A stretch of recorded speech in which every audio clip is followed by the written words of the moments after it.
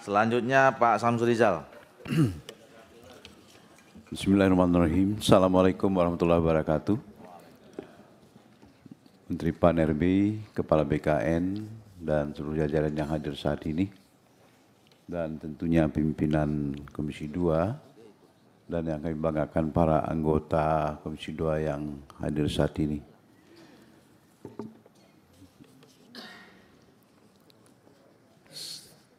Kita sedang berhadapan dengan satu tugas yang cukup mulia, tapi saya kira ini cukup berat untuk kita bahas, tidak sesederhana yang dikatakan yang disampaikan oleh Pak Menteri tadi itu. Karena memang itu sepintas saja, tapi sesungguhnya kalau didalaminya itu sangat mendetail sekali. Oleh karena itu kami mengusulkan perlu kita mensepakati kira-kira bagaimana pola atau mekanisme pembahasan ini. Karena hal-hal yang akan dibahas itu cukup banyak dan banyak hal yang akan kita perlu pendalami. Misalnya kita bicara soal bagaimana konsep digitalisasi dalam proses penanganan karir ASN ini. Itu misal contohnya saja. Oleh karena itu kita sepakati, setuju kami tadi yang diusulkan oleh Pak Ketua, ini harus dilakukan dengan considering. Tapi dalam suasana seperti ini kita perlu juga waktu untuk dapat tampil considering di dapil masing-masing.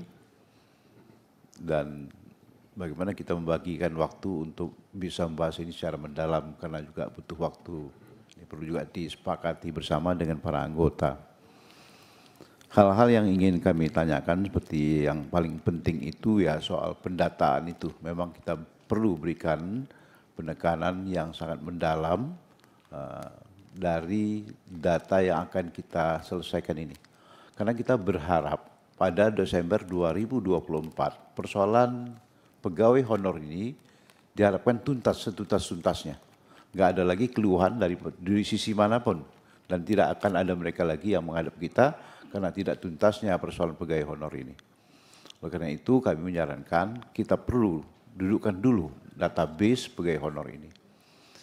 Yakni yang di luar dari SPTJM itu, dari surat pernyataan tanggung jawab mutlak masing-masing bupati. Karena data yang kami singgahi setiap tempat yang kami kunjungi masih mengeluh mereka. Kami tidak terdaftar di BKN data-data yang sudah dikirim, yang termaktub di dalam SPTJM dan banyak lagi yang masih tercecer. Ada juga yang tercecer karena ya tidak masuk dalam lingkup apa yang sudah didatakan. Misalnya tenaga kebersihan, tenaga kesehatan, itu tidak termasuk dalam ketika dimintakan dulu mereka para bupati mengisikan daftar SPTJM. Karena itu kita perlu juga, tadi disampaikan oleh Pak Menteri, 2,3 sekian itu adalah yang sudah masuk dalam SPTJM. Tetapi potensi tadi dikatakan di luar dari angka itu adalah 1,6 juta. Jadi ini satu angka yang juga tidak akan sederhana karena nanti mereka akan ribut lagi. Kalaupun kita sudah selesaikan sampai dengan Desember kalau tidak kita atasi persoalan itu. Jadi ini yang perlu kita tekankan. Pertama ya soal data itu. Kami menginginkan agar semua pegawai honor ini didapatkan, ditemui penyelesaiannya. Apakah nanti mereka akan masuk dalam daftar tenaga honor yang penuh waktu atau paruh waktu. Yang penuh waktu tentunya akan berlaku ke depan dalam pasal-pasal ini sampai mereka itu diperbolehkan menerima uang pensiun. Itu target kita. Tapi terhadap mereka yang paruh waktu ini bagaimana penyelesaiannya dan bagaimana pengaturan mereka. Kita yakini mereka tidak sama dan tidak serupa apa yang potensi yang mereka miliki masing-masing. Pasti berbeda. Oleh karena itu penanganan terhadap mereka itu masing-masing juga harus dibedakan. Karena mustahil kita bisa menyamakan mereka sementara ini yang sekolahnya sampai di sini, ini yang sekolahnya di sini, ini pengalaman kerjanya sampai sini, ini pengalaman kerjanya hanya bersifat misalnya petugas kebersihan untuk yang unskilled. Tapi ada juga mereka yang harus masuk ke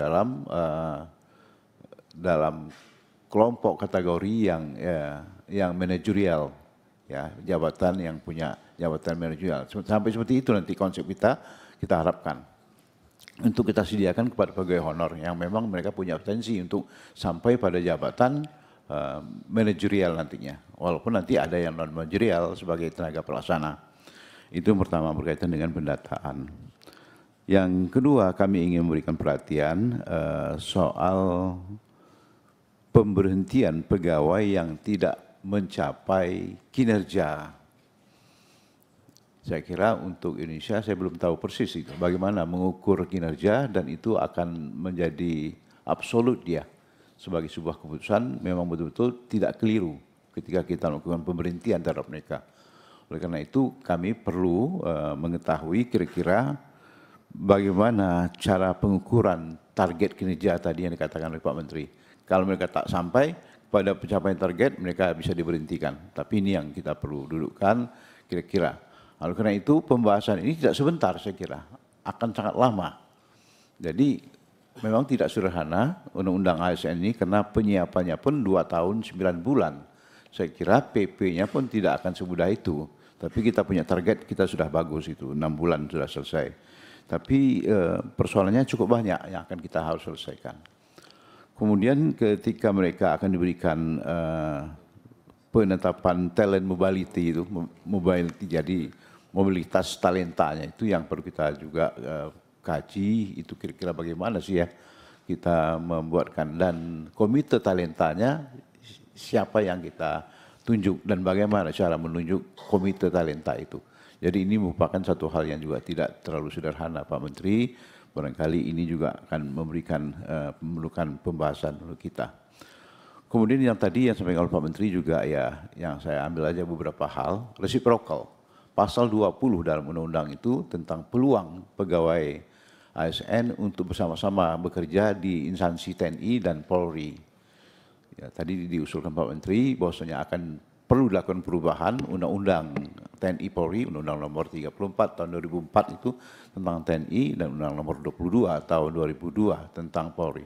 Saya kira itu juga perlu kesepakatan apakah mereka bisa menyesuaikan dengan kita atau kita menyesuaikan dengan mereka. Karena itu toh selama ini belum pernah kita coba menggabungkan apakah TNI bisa menerima usul pasal 22 ini, pasal 20 Undang-Undang 20 tahun 2023 ini. Jadi itu yang kemudian tadi yang soal rekrutmen ASN tadi itu ya, untuk soal kebutuhan yang dikatakan tadi harus ada fleksibilitas dalam hal waktu dan fleksibilitas dalam hal peluang atau jenis pekerjaan yang akan diterima di masing-masing instansi tadi itu. Bagaimana pengaturan ini? Karena kita tahu persis instansi itu banyak sekali jenisnya.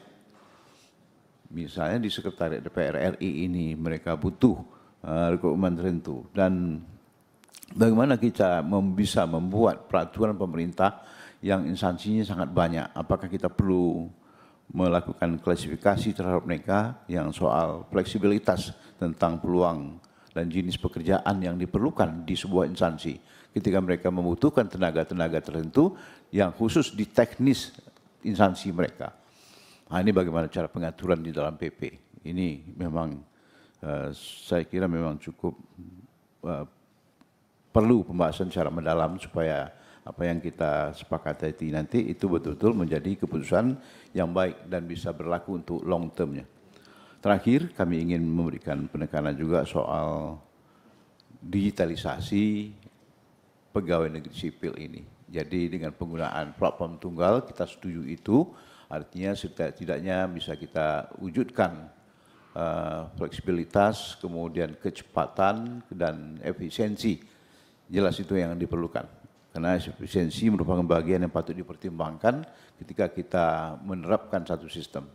Jadi penggunaan platform tunggal ini memang sangat perlu sekali agar ada keseragaman di semua instansi pemerintah. Pertama dari efisiensi, dan yang paling penting kalau menurut saya bukan sekedar efisiensi, tapi bagaimana pengurusan soal karir pegawai itu satu pintu penyelesaiannya oleh pihak Kementerian PAN-RB.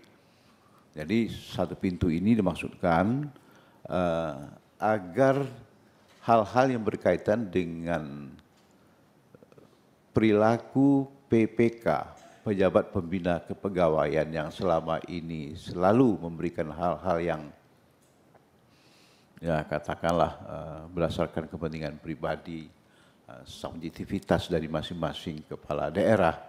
Mungkin hal itu sedikit banyaknya lama-kelamaan kita bisa akan kurangi dengan efektivitas penyelenggaraan sistem digitalisasi rekam jejak daripada pegawai-pegawai.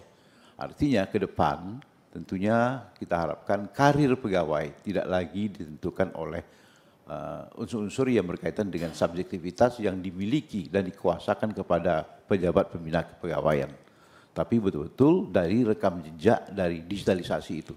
Tapi ini kita ketahui, ini memang tidak mudah karena banyak negara pun yang kita coba lihat seperti di Belanda itu hal ini belum optimal diterapkan. Di Korea juga belum optimal bagaimana rekam jejak untuk bisa menjadikan itu sebagai alat untuk penentuan karir pegawai negeri. Ya masih juga ada pengaruh subjektivitas dari yang mengambil keputusan, terutama yang PPK-nya. Jadi ini yang perlu kita rumuskan dan kami berharap, kami sudah lama juga menunggu kira-kira bagaimana sih konsep digitalisasi yang akan diterapkan itu sehingga betul-betul peran kepala daerah atau peran pejabat pembuat atau pembina kepegawaian itu bisa dikurangi atau dihilangkan sama sekali. Jadi tidak ada lagi pertimbangan subjektivitas. Oh ini dulu atau kampanye, ini orang tuanya dukung aku, ini perlu diangkat menjadi kepala dinas, ini kepala dinas itu untuk kepala daerah atau menteri-menterinya. Jadi ini yang perlu kita mendukung dan mohon dapat nanti ditunjukkan kepada kami bagaimana konsep digitalisasi yang bisa melakukan rekam jejak terhadap karir pegawai itu. Dan kita akan berpedoman ke situ nantinya pada suatu ketika. Mungkin diperlukan waktu, kita ketahui mungkin 1 tahun, 2 tahun, atau 5 tahun pun nggak apa-apa. Tapi ke depan kita akan berpedoman kepada rekam jejak dengan sistem digitalisasi ini. Saya kira Pak Ketua ini yang dapat kami sampaikan. Terima kasih. Assalamualaikum warahmatullahi wabarakatuh. Assalamualaikum warahmatullahi wabarakatuh. Terima kasih Pak Samuel Rizal. Pak Mardhani.